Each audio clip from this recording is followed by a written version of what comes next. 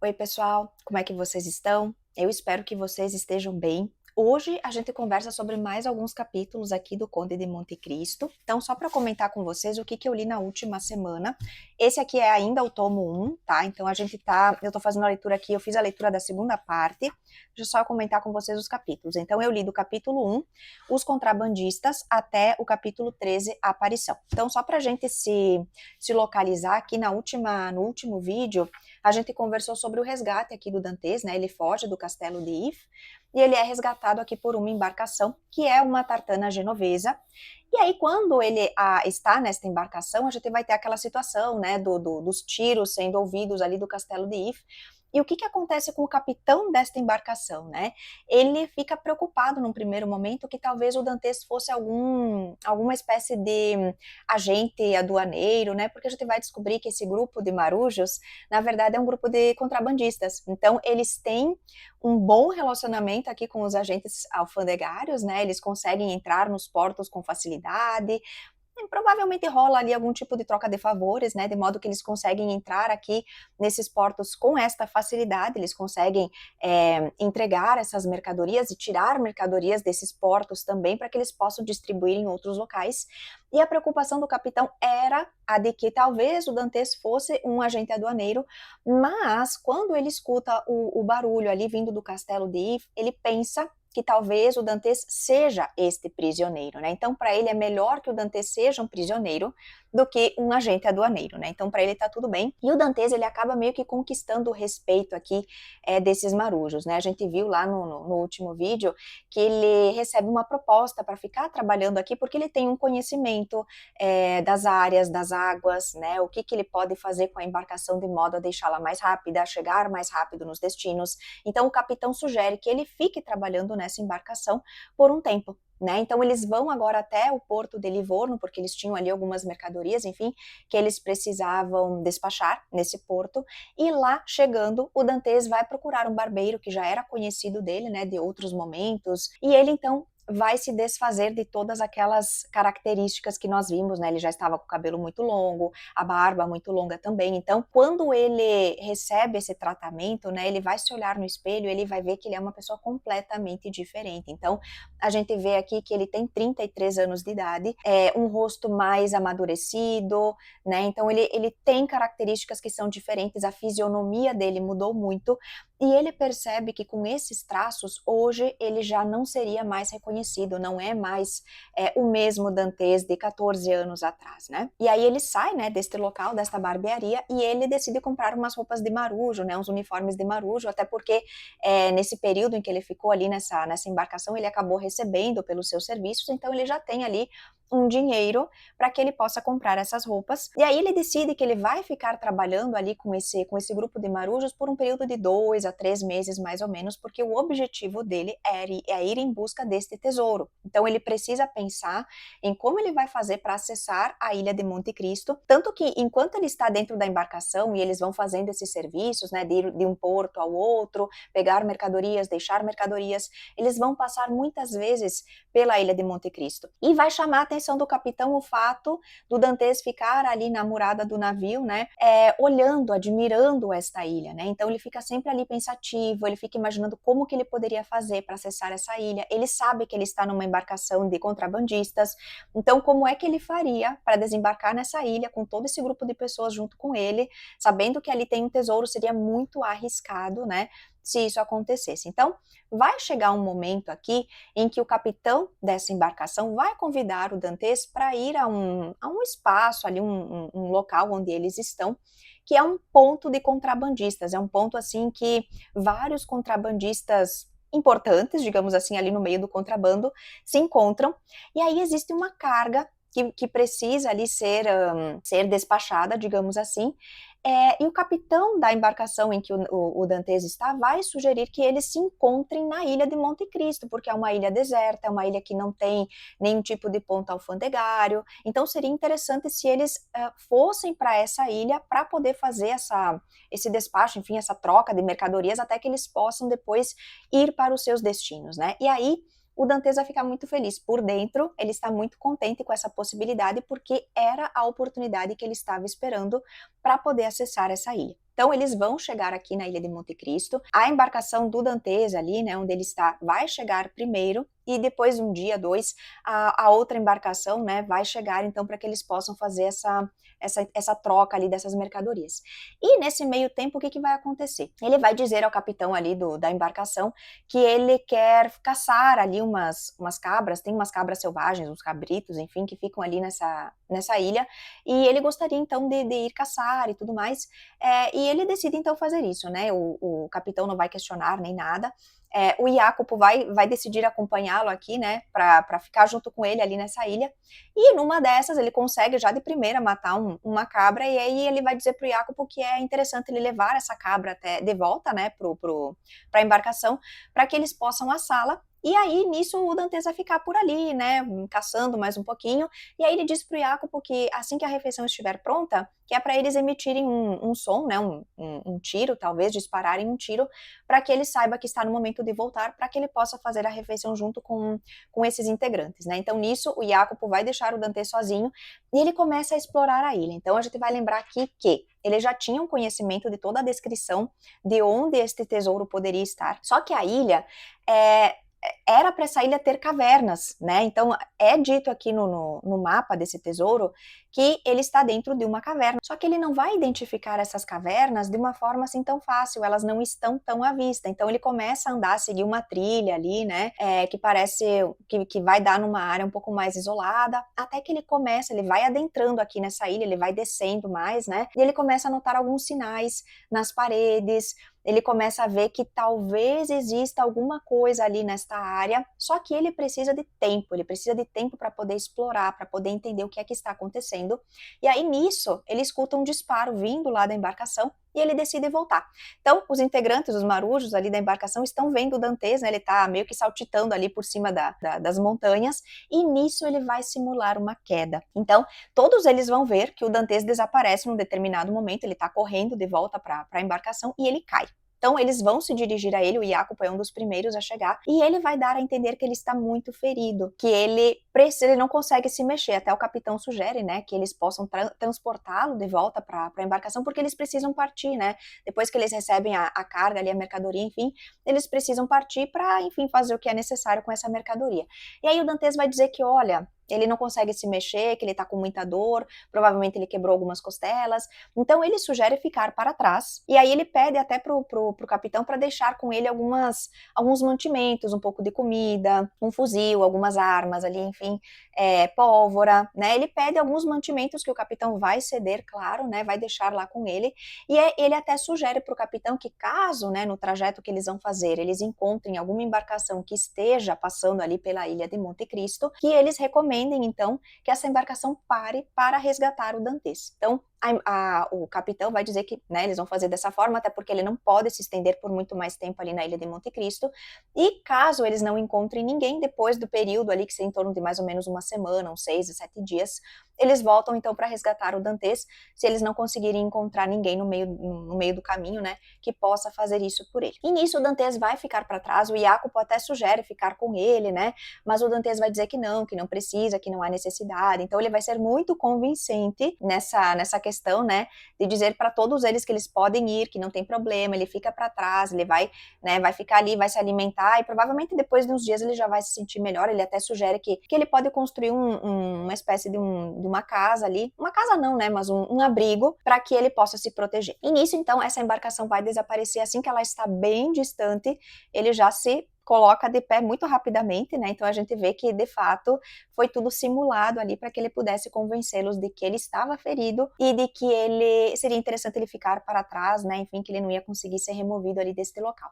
E nisso ele começa então, ele volta ali, ele retorna para a área onde ele estava. E ele vai encontrar um espaço que tem uma pedra redonda, uma rocha redonda. E, gente, aqui eu não sei se é isso mesmo que eu entendi, mas ele vai falar aquela frase do abre-te sésamo, e a porta vai se abrir, como se fosse, sabe essas coisas que a gente vê nas histórias?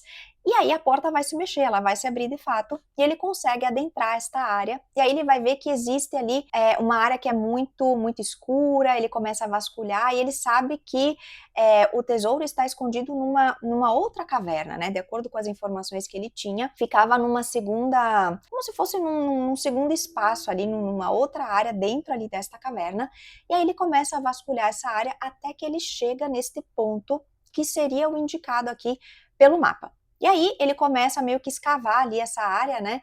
E ele descobre então um baú que está cheio de ouro, de pedras preciosas, entre outras coisas, né? Então tem muita coisa ali dentro, ele fica assim deslumbrado. E aí o que ele vai fazer? Ele até vai resgatar algumas dessas pedrinhas, só que é impossível, né? Ele vai resgatar umas pedras preciosas, enfim, vai colocar no bolso, mas é impossível ele carregar esse baú sozinho. E também não tem como ele contar para os demais, né, o que foi que ele encontrou. E aí ele vai esperar, então, ali nessa ilha até que voltem para resgatá-lo. Nenhuma embarcação vai aparecer, mas o capitão, depois de uns dias, volta, né, para esse local e ele acaba resgatando o Dantes. Nisso, o Dantes vai chegar até um outro porto e lá ele consegue, então, conversar ali com um comerciante, enfim, acho até que era um judeu. Ele vai fazer a venda de algumas dessas pedras e com esse dinheiro ele consegue comprar uma pequena embarcação que ele vai dar para o iate. Então ele já, nesse tempo todo, né, nesse meio tempo em que tudo isso está acontecendo, ele percebe que o Jacopo é sim uma pessoa de confiança e que ele pode designá-lo para algumas tarefas. Então ele vai entregar para o Jacopo esta embarcação, vai dizer para ele que ele tem algumas tarefas que ele quer que ele faça, e aí ele vai dizer o seguinte, que o Jacopo precisa ir até Marselha e descobrir o que foi que aconteceu com um senhor, né, o senhor Dantes, e com a Mercedes. Então ele precisa ir até lá e descobrir qual que é o paradeiro dessas pessoas, se o senhor Dantes ainda está vivo, o que foi feito da Mercedes, e o ponto de encontro deles será a ilha de Monte Cristo. Nisso, o Dantes vai acabar se despedindo aqui dos demais, né, porque ele vai alegar que ele recebeu uma herança de um tio e que ele seria o único herdeiro, né? Então eles vão entender, até porque o Dantes ele se porta de uma forma diferente, ele tem uma educação que é diferente, um conhecimento, então eles não vão desconfiar de nada, né? Eles acreditam que sim, que de fato ele seria o herdeiro, então, desta fortuna, e ele vai se separar, então, desses contrabandistas, embora o capitão não quisesse, né?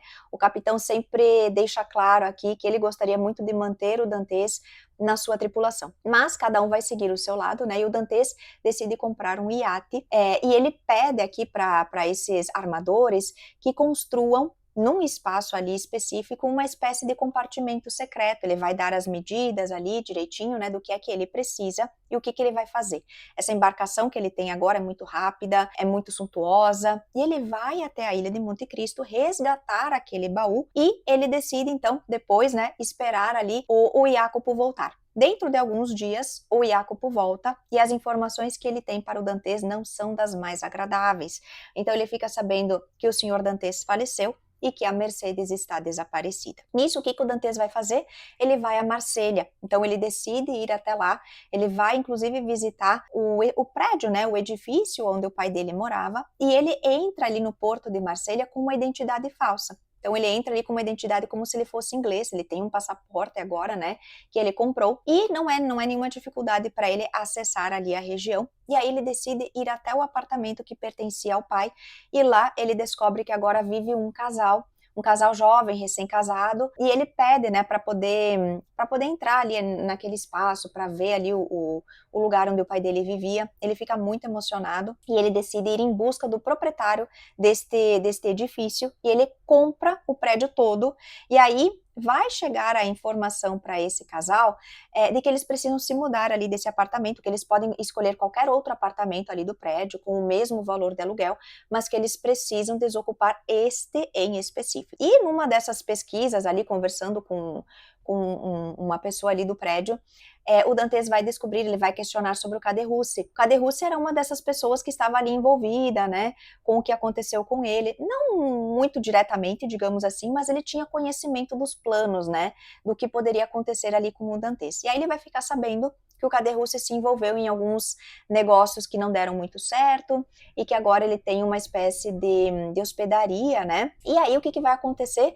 Ele vai, depois disso, né, ele sai ali desse edifício e ele vai até aquela região onde viviam ali a Mercedes, o Fernand, vai conversar com essas pessoas, com esses pescadores, para tentar entender o que aconteceu com ela, né? Ele começa a questionar, a perguntar sobre algumas pessoas, e no dia seguinte todos esses pescadores vão receber ali como se fosse uma espécie de agradecimento pelas informações que eles passaram ao Dantes. Então a gente vê que ele ajuda, né, esses pescadores que estão ali por eles terem fornecido as informações que ele precisava, e ele é visto saindo ali de Marselha em um cavalo, e nisso a gente vai ter então o Dantes chegando nesta hospedaria. Né? Então é uma espécie de uma estalagem que pertence agora ao Caderrucci. O Caderrucci teve seus momentos de glória enquanto dono, né, desta hospedaria, desta estalagem. Só que o que vai acontecer? Eles vão construir um canal passando muito perto ali dessa estalagem, e ele meio que vai facilitar o tráfego aqui, né, de navios, enfim, de embarcações, e a hospedaria dele meio que vai começar a perder hóspedes, né? As pessoas já não param mais ali para ficar porque já existe um canal aqui que conecta, né, os lugares, e aí as pessoas já não param mais para ficar ali. E aí ele teve seus momentos de glória, e aí ele começa a viver um período de decadência. Ele mora ali com uma mulher que é bem frágil, tem uma saúde bem debilitada, então ela passa a maior parte do tempo deitada, enquanto ele fica sentado ali na frente da entrada dessa estalagem para esperar alguém, de repente, né, que se aproxime, que possa vir a ser algum hóspede. Então, a gente vai ver que o Caderrucci aqui nesse momento, me pareceu que ele tá um pouco assim resignado com a realidade em que ele se encontra, né, porque ele sabe o que ele fez no passado e que com o tempo essas contas elas são cobradas, né? Ele sabe que ele fez uma coisa errada, que ele esteve envolvido com algo que foi incorreto, que foi injusto, e quando ele não sei, essa foi a impressão que eu tive, que quando ele percebe o que está acontecendo na vida dele, que as coisas não estão indo bem, que os negócios não estão indo bem, ele entende que talvez isso seja uma espécie de castigo, talvez, pelo que ele fez. Então ele está pagando, né, de uma certa forma, por aquilo que ele fez. E aí nisso vai se aproximar a cavalo, vai se aproximar um homem, que vai ser descrito aqui para nós como um abade. E aí esse abade irá se aproximar ali do Caderrucci, vai conversar com ele, vai questioná-lo, né? E aí ele vai comentar então com o Caderrucci que ele vem a mando do Dantes. Então o Dantes, ele tinha ali alguns amigos, então o abade vai explicar, né, que ele estava ali no leito de morte do Dantes, e que o Dantes tinha alguns amigos e que ele gostaria de dividir com esses amigos um tesouro. Então o abade vai explicar que existia um companheiro de cela ali do Dantes, que o Dantes ajudou em um determinado momento, e que esse companheiro, ele sai da prisão, enfim, mas como recompensa ele deixa ali um anel com um diamante, para que quando o Dantes sair dessa prisão, ele possa utilizá-lo da melhor forma possível, né? Só que o Dantes vai morrer, de acordo com as informações do abade, e no leito de morte ele vai dizer então que ele tinha uns amigos que eram muito fiéis, que eram amigos muito bons, amigos muito verdadeiros, e que ele gostaria que o dinheiro, né, desse diamante, ele fosse então dividido entre essas pessoas, com o pai e com os amigos. Então o abade começa a conversar ali com o Caderrucci, ele quer tentar entender quem seriam essas pessoas, né? O Caderrucci, o abade já sabe que é um deles, que existe o Fernand, que existe o Danglars, que existe o pai, né? O Dantes também gostaria que ficasse com o pai uma parte desse dinheiro. E aí o Caderrucci, né, já cresce o olho ali para cima desse diamante, parece um diamante legítimo, né? Então esse diamante poderia deixá-lo em uma condição muito melhor da que ele se encontra nesse momento. E aí ele começa então a contar pro abade que esses amigos não eram assim tão bons amigos quanto o Dantes imaginava. Então ele começa a dizer que foi bolado um plano, né, para que ele fosse preso, que o Fernand tinha interesse de que ele fosse preso porque ele queria casar-se com Mercedes. O Danglars não gostava do Dantes, né, ele tinha ali uma certa inveja, cobiçava o posto ali de capitão do faraó. Então o abade vai descobrindo, né, que na verdade essas pessoas não eram lá muito boas pessoas, e até a mulher do Caderrucci vai se meter ali em um determinado momento dizendo que ele não deveria abrir a boca desse jeito, que pode ser que no final ele fale tudo e ele não seja nem sequer recompensado por isso, né? E aí o Caderrucci vai ficar meio assim, ele vai dizer, pois é, né, o Dantes já tá morto, vou ficar falando um monte de coisa aqui para no fim não dar em nada. E aí o Abade vai dizer para ele que, olha, então já que tu não quer conversar comigo, tu não quer me contar mais muitas coisas, eu vou fazer, né, vou fazer a venda dessa joia e vou fazer a partilha entre essas pessoas, né, por mais que elas não mereçam, mas já que também eu não tenho mais informações aqui, né, e aí nisso o Caderhus começa, né, a ficar, né, a pensar ali nesse dinheiro, no que ele poderia conseguir, né, em troca. E aí então ele explica pro Abade que o pai do Dantes faleceu, que ele faleceu numa situação muito triste, que todos acreditam que ele tenha falecido de fome. Isso vai deixar o Abade aterrorizado, né, porque ninguém se compadeceu desse pobre homem, dessa pobre alma. E aí então ele vai contar que o Fernand ficou rico, que ele se alistou, né, nas últimas conversas que nós tivemos, ele tinha se alistado ali, né, e tinha saído da França, ele se alistou, ele subiu de posição, ele agora se eu não me engano, é tenente-coronel, tenente-general, alguma coisa assim, ele tem um posto ali de grande importância dentro da área militar.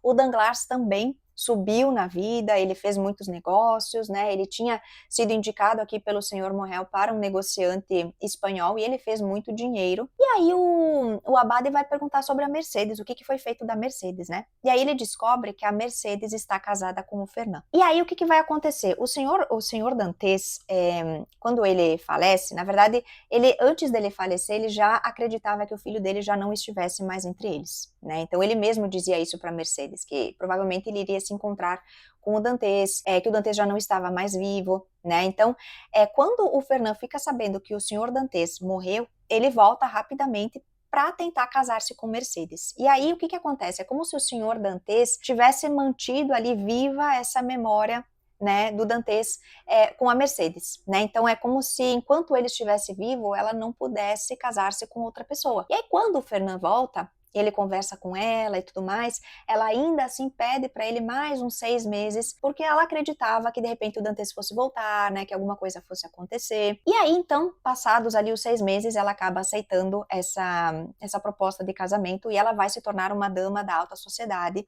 O Abade é que fica sabendo que ela tem um filho, o Albert, e aí ele vai questionar também em relação ao senhor Morrel, né? Então o Caderhus vai contar para ele que o senhor Morrel tinha ajudado muito o pai do Dantes, que ele inclusive deixa uma bolsa lá no apartamento, uma bolsa vermelha, que o Caderhus tem em seu poder nesse momento, mas que ele ficou ali com o senhor Dantes durante todo o tempo, que ele o ajudou, que ele inclusive buscou ajuda médica para tentar curá-lo ali do seu problema de saúde, mas que enfim, no final, nada pôde ser feito. E o Abade até vai dizer, então o senhor Morrel deve estar muito bem, né? Deve estar prosperando, e o Caderhus vai dizer que não, que o senhor Morrel encontra-se numa situação muito complicada.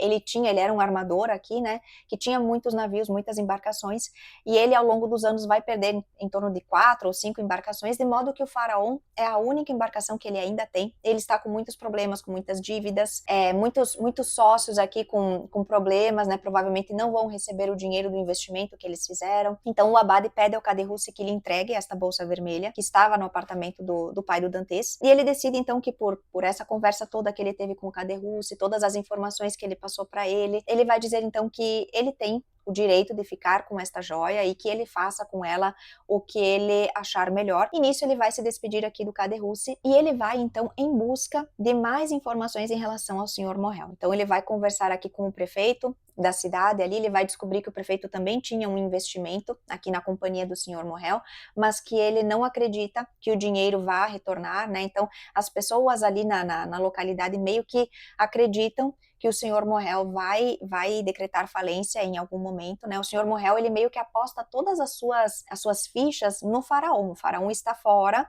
entregando mercadorias, então ele acredita que quando ele retornar, ele vai conseguir ter o dinheiro necessário para poder fazer o pagamento, quitar todas essas dívidas que ele tem, né? Na verdade não são dívidas, são investimentos, ele tem sócios, essas pessoas investiram valores e ele depois precisa, né, pagar esses valores para esses sócios. E aí o prefeito vai dizer que o valor que ele tem ali investido é muito pouco, mas que existe um inspetor de prisões que tem um investimento mais alto, se eu não me engano, aqui é em torno de 200 mil francos. E aí, então, o Dantes, né, que foi o Abade, a gente vai ver que ele vai se disfarçar de vários personagens diferentes aqui para poder acessar essas pessoas. Então, quando ele conversa com esse prefeito, ele está disfarçado de representante aqui de uma casa que seria a Thompson e French, se eu não estou equivocada, e que ele está indo em busca então desses sócios, né, para conversar com eles sobre esse valor, né, que está em aberto com o senhor Morrel.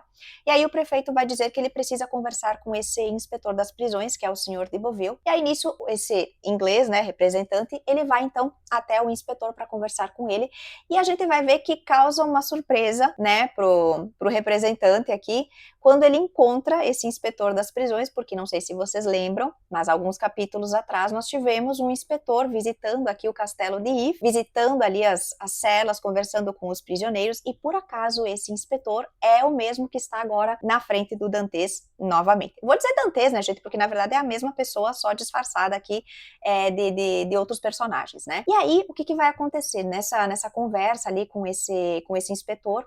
O Dantes vai descobrir que ele fez um empréstimo ali de 200 mil francos, mais ou menos, e que esse valor era correspondente ao dote da filha dele, que ele pretendia casar em pouco tempo. E existem duas datas em que ele acredita que o senhor Morrel vai efetuar o pagamento. O senhor Morrel é conhecido aqui por sempre saldar as suas dívidas, de não deixar dívidas em aberto, não deixar valores em aberto. Então ele se desdobra para poder quitar tudo o que ele tem em aberto, mas as pessoas começam a desconfiar que talvez ele não consiga efetuar todos esses pagamentos. E o inspetor acredita que o mesmo irá acontecer com ele, que ele não vai conseguir reaver esse dinheiro. E aí o representante vai dizer para ele que ele então vai saldar essa dívida, ele se responsabiliza em quitar essa dívida, e aí o inspetor vai ficar assim, né, mas então o que o senhor espera em troca, né, o que o senhor quer que eu faça? O Dantes vai dizer para ele que ele foi criado por um abade, e que depois de um tempo esse abade desapareceu e que ele gostaria de ter acesso aos registros da prisão, né, para saber o que foi que aconteceu com ele. Ele sabe que o abade está morto,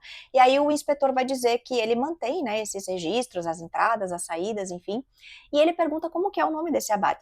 E aí ele vai dizer que o nome do abade era Abade Faria, o inspetor vai dizer que chegou a conhecê-lo, que ele era louco, né, que ele acreditava ali que ele tinha um tesouro, e aí ele vai contar inclusive o que aconteceu com o Dantes lá na prisão, né, que eles descobriram o túnel, a possível rota de fuga, né, que ele estava programando sair da prisão, e que ele vai depois, né, trocar de lugar com o abade depois que o abade falece, e que provavelmente o Dantes acreditava que ele seria enterrado em algum cemitério ali dentro da prisão, mas que na verdade ele é atirado ao mar e ele tem um peso ali que é colocado nos pés, então todos acreditam na prisão de que ele está morto. E aí nisso o representante aqui vai dizer que então a prisão de uma certa forma, né, se livrou do louco e também do furioso, né, ele se livrou das duas pessoas porque ele ouve aqui do inspetor que o Dantes era uma pessoa muito perigosa, né, que ele era um preso muito, muito perigoso ali dentro, e aí, enfim, fica nisso, né, e aí o Dantes, então, agora consegue acessar os registros, e aí qual que é o interesse dele? Ele não quer saber do abade, ele já sabe o que aconteceu com o abade, ele viveu os últimos anos de vida do abade ali com ele, né, e aí ele vai acessar todas as informações que dizem respeito ao caso dele, então ele vai ter acesso à carta de denúncia, ao que foi falado ali no julgamento dele, todas as informações que sejam pertinentes ao caso dele, à situação dele, tudo isso ele vai ter acesso, inclusive aquela mensagem, né, que a gente viu ali que é deixada pelo próprio senhor de Villefort, de que ele tem que ser mantido ali nessa prisão e de que ele é um preso perigoso. E aí existe uma outra informação abaixo que foi deixado pelo próprio inspetor, né? É uma mensagem que diz que o caso dele é um caso perdido e que realmente ele precisa terminar os seus dias ali dentro da prisão, né? Então ele tem acesso a todas essas informações e nisso ele vai sair e no dia seguinte ele vai visitar o senhor Morrel. Então, quando ele chega lá, a descrição que a gente tem dessa empresa aqui do senhor Morrel é que ela está já em um processo de decadência. Só tem 2 funcionários que ainda trabalham ali dentro. Um deles é o noivo da filha do senhor Morrel e o outro é um tesoureiro ali que já está com a família há muitos anos. E aí esse representante, né, vai se apresentar ao senhor Morrel, vai conversar com ele e nisso o senhor Morrel vai dizer, né, que a única esperança dele, a última esperança dele é que o faraó volte e que ele consiga, então, esse dinheiro para poder saldar as suas dívidas. E aí esse representante, né, inclusive vai dizer assim para ele, mas o senhor não tem amigos, né, que possam ajudá-lo?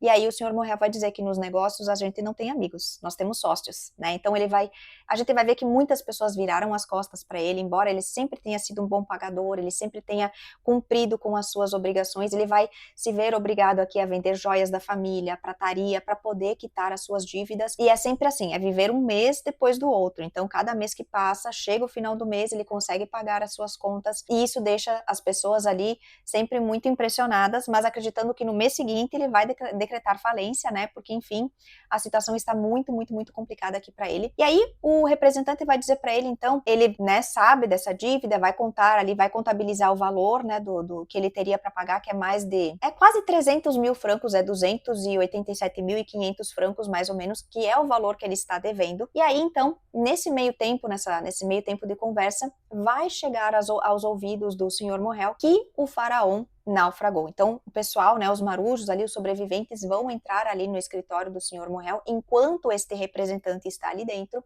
e vão contar para ele o que foi que aconteceu com a embarcação, que eles conseguiram ser resgatados, mas que toda a mercadoria se perdeu. E aí o senhor Morrel entende que talvez esse seja o momento, né, da derrocada final, que infelizmente ele não vai conseguir saldar as suas dívidas. E aí depois disso, o representante vai dizer para ele que se ele quiser mais um tempo para poder juntar esse dinheiro e quitar as suas dívidas, que ele irá fornecer esse tempo. E aí ele pede para o senhor Morrel quanto tempo seria necessário para que ele pudesse reunir esse dinheiro e pagar as suas dívidas. O senhor Morrel vai dizer que em torno de 2 meses, mais ou menos. E aí fica acordado. Nesse dia em que eles estão, é o dia 5 de julho, e aí fica acordado que então em setembro, no dia 5 de setembro, esse representante irá retornar ali ao escritório do senhor Morrel para poder então pegar esse dinheiro e quitar essas dívidas. E aí, nesse meio tempo, o senhor Morrel consegue pagar as dívidas mais baixas, ele consegue ali, ele tem ainda algumas economias, alguma coisa que ele consegue utilizar para efetuar esses pagamentos, de modo que a única dívida que vai ficar em aberto é esta maior, de quase 300 mil francos, só que a data, né, da quitação desta dívida está se aproximando e ele percebe que ele não tem dinheiro suficiente para cobrir a dívida. Ele chega, inclusive, a conversar com o Danglars, ele chega a ter um contato aqui com o Danglars, que é um homem muito poderoso, que tem muito dinheiro, que poderia, inclusive, ser avalista do senhor Morrel, porque ele não consegue mais linhas de crédito para empréstimos, para nada. Ninguém quer fornecer a ele dinheiro, porque já sabem qual é a situação em que ele se encontra, e ele volta completamente desolado. A gente vai ver aqui que ele é muito unido, né? A família dele, a esposa, a filha, eles são muito unidos, ele é um pai muito carinhoso, e a esposa começa a se preocupar com o marido, inclusive ela e a filha decidem chamar um filho, né? O filho do senhor Morrel, o Maximilien, acho que é o nome dele, ele é da área militar, então ele é um soldado ali, enfim, ele está envolvido na área militar, e eles decidem então chamá-lo de volta, porque de repente ele consiga ali conversar com o senhor Morrel, né? Consiga conversar com ele, entender o que é que está acontecendo, convencer o pai de repente tentar alguma outra coisa, enfim, elas têm esperanças que esse filho voltando, talvez as coisas melhorem um pouco, porque o senhor Morrel decide que a única saída para a situação dele é ele tirar a própria vida. Então, em conversa com o próprio filho, ele vai dizer que seria muito melhor que ele acabasse com a própria vida, porque assim ele iria livrar a família dessa humilhação toda, né? Se ele estiver vivo, vai ser muito mais complicado, mas se ele estiver morto, ele consegue livrar a família de toda essa humilhação, né? O fato dele não ter conseguido quitar as suas dívidas, né? Então, durante todos esses anos em que ele foi ali o responsável pela casa Morrel e Filho, isso nunca havia acontecido, ele nunca deixou de pagar uma conta sequer. Mas ele chegou num momento em que a situação, infelizmente, estava insustentável e que ele provavelmente não vai conseguir quitar. Então, vai se aproximar ali do dia 5 de setembro e a filha, a Julie, aqui a filha do senhor Morrel, vai receber um bilhete. No dia em que esse representante sai ali dessa última conversa que ele teve com o senhor Morrel, que ele sai ali desse escritório, ele vai dizer a Julie que em algum momento ela vai receber um bilhete assinado ali por um marujo, o marujo Simba, e que assim que ela receber esse bilhete, ela deve fazer o que está escrito ali. E o tempo vai se passar, e neste dia, ali no dia que está programado para o representante voltar e saldar a dívida, a Julie vai receber um bilhete, ela precisa ir até o endereço onde vivia o pai do Dantes e pegar uma bolsa vermelha que está ali perto da lareira, e aí, quando ela vai até lá, ela encontra esta bolsa e ela volta correndo para o pai dela já está ali, né, praticamente com a arma na mão, esperando às 11 horas, que era o horário que eles tinham combinado, para que o representante voltasse para quitar a dívida. Ele já está ali preparado para tirar a própria vida e ela chega, volta, né, correndo para ele, dizendo que ele está a salvo. E aí ele descobre ali dentro desta bolsa vermelha, que inclusive vai chamar a atenção dele, porque é a mesma bolsa que ele havia deixado no apartamento do pai do Dantes. E ele vai perguntar como que ela conseguiu, né, onde que ela encontrou. E ela vai dizer exatamente onde foi que ela encontrou essa bolsa. E dentro ele vai encontrar as duplicatas pagas, todas elas quitadas, e um diamante com um bilhete dizendo que este diamante é para o dote de casamento da Julie. Então, assim, ele vai ficar impressionado, ele vai ficar muito contente, ele não vai acreditar no que é que está acontecendo, e nisso ele vai receber a informação de que o faraó foi avistado no porto. Lembrando que o faraó tinha sido destruído, né? E aí, então, ele corre lá para fora, vai até o porto e ele encontra a embarcação dele voltando. É um novo navio, obviamente, né? E a bordo deste navio está exatamente, né? Estão os marujos ali e o capitão que eram do antigo faraó. E este navio está cheio de mercadorias, as mesmas mercadorias que o faraó transportou no passado. Então, nisso a gente vai ter aqui um momento em que alguém vai estar olhando ali para o senhor Morrel, ele está muito feliz, a população ali está reunida em torno dele, né? Aplaudindo, enfim, esta grande conquista na vida dele, e existe essa pessoa que está ali de olho, e aí eu vou ler para vocês o que é que ele vai dizer aqui, né, esta pessoa, que a gente sabe que é o Dantes, né, ele vai ver que o senhor Morrel está feliz, que ele está bem, e aí ele vai dizer o seguinte: e agora, adeus bondade, humanidade, gratidão, adeus a todos os sentimentos que regozijam o coração. Tomei o lugar da providência para recompensar os bons.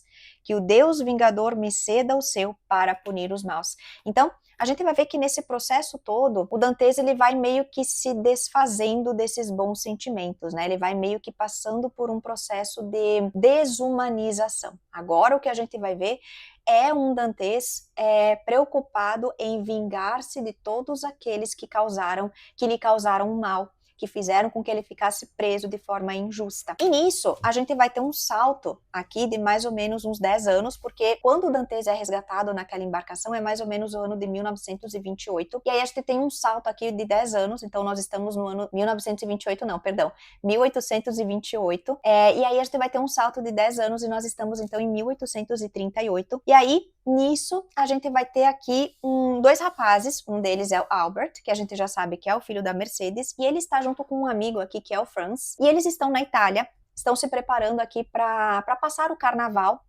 em Roma, se eu não estou equivocada. E aí, eles são dois rapazes que têm muito dinheiro, eles são muito ricos, eles estão se programando ali para ficar num hotel, que seria o Hotel de Londres. Eles até conversam aqui com o hoteleiro, né, para que ele possa reservar ali os quartos para eles, enfim. E aí, nisso, esse amigo do Albert, o Franz, ele vai entrar ali numa embarcação, e aí ele decide pedir aos marujos que estão a bordo ali, ao capitão, enfim, que eles se dirijam à Ilha de Elba. Nesse meio tempo ele vai parar ali num outro lugar para fazer uma caça de perdizes, e aí infelizmente ele não vai conseguir caçar tanto quanto ele gostaria, e aí o capitão vai sugerir a ele que eles se dirijam à Ilha de Monte Cristo, porque lá existem cabras selvagens, né, existem alguns animais, que talvez a caça, né, do Franz seja mais interessante nesta ilha, e aí o Franz vai dizer que, né, não conhece essa ilha, enfim, ele quer entender o que está acontecendo por lá, e aí até o capitão vai explicar que nessa ilha não tem ninguém, que é uma ilha deserta, mas que é uma ilha que costuma receber contrabandistas, piratas, enfim. E aí quando eles estão se aproximando desta ilha, o capitão vai perceber que existe uma movimentação ali, que existe um grupo de pessoas já ali nessa ilha. Ele vai explicar para o Franz que ele vai tentar ali uma comunicação, uma aproximação com essas pessoas, e aí eles vão entender que essas pessoas são mesmo contrabandistas, né, mas que o capitão tem uma certa afinidade com essas pessoas, então fica no ar, né, talvez esse capitão também esteja envolvido com contrabando, e aí nisso eles vão desembarcar, e o Franz vai ser apresentado aqui a uma pessoa, a um sujeito diferente. Eles estão comendo ali, né, na hora que eles chegam a esta ilha, e o Franz até vai sugerir, né, ao capitão que ele converse ali com o pessoal, se de repente eles não conseguem fazer uma troca ali e eles possam comer o que eles estão comendo, o que esses contrabandistas estão comendo. E aí o capitão volta, né, e diz pro Franz que existe alguém que gostaria de conhecê-lo, enfim. E aí ele fica, né, sabendo que é como se fosse o líder ali desse grupo. E aí, então, ele vai ser convidado a entrar nos aposentos aqui deste líder, só que para isso ele precisa estar com os olhos vendados. Então ele aceita o desafio e ele vai ser levado aqui para uma caverna. Quando ele entra nessa caverna, ele descobre que ela é toda decorada, muito luxuosa, com tapetes turcos e não sei mais o que, um monte de luxo ao redor. E ele vai ser convidado aqui para uma refeição e vai ser servido a ele haxixe. Né? Então ele descobre que ele vai consumir, né, essa erva, é uma espécie de uma erva, eu acredito, né? E aí ele vai ter umas alucinações aqui, ele vai saber então que o nome desse anfitrião, né? Se eu não me engano, ele se apresenta aqui como Simba, o Marujo, uma coisa assim.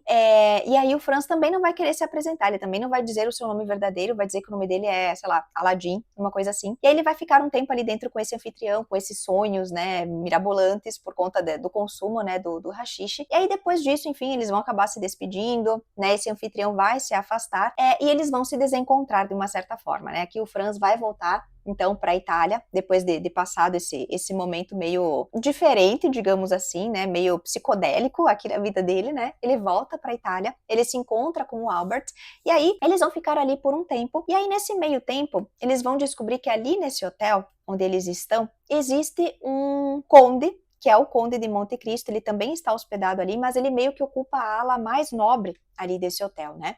E aí, então eles vão começar a explorar a cidade, explorar ali o local, o Franz já esteve ali antes, então ele meio que serve como um guia aqui para o Albert, eles vão conhecer algumas regiões, algumas áreas, e aí eles vão ficar sabendo que existe um grupo aqui meio perigoso que está solta, inclusive o hoteleiro aqui vai contar para eles sobre essa pessoa, sobre esse grupo, e aí o Franz até vai ficar meio assim, né, o Albert não vai acreditar muito, né, nessas informações, mas o Franz vai ficar meio assim, e aí nesse meio tempo o que vai acontecer? Eles decidem então ir para um teatro aqui, né, para assistir a uma peça, e vai chamar a atenção do Franz num determinado momento uma figura, uma presença ali nesse espaço que ele identifica como aquela mesma pessoa que ele encontrou lá na ilha de Monte Cristo, e ele fica muito assim, ele fica meio desconfiado dessa pessoa, né, ele vai ficar meio assim, e aí quando eles voltam pro hotel, o hoteleiro até vai dizer, né, que existe esse hóspede que está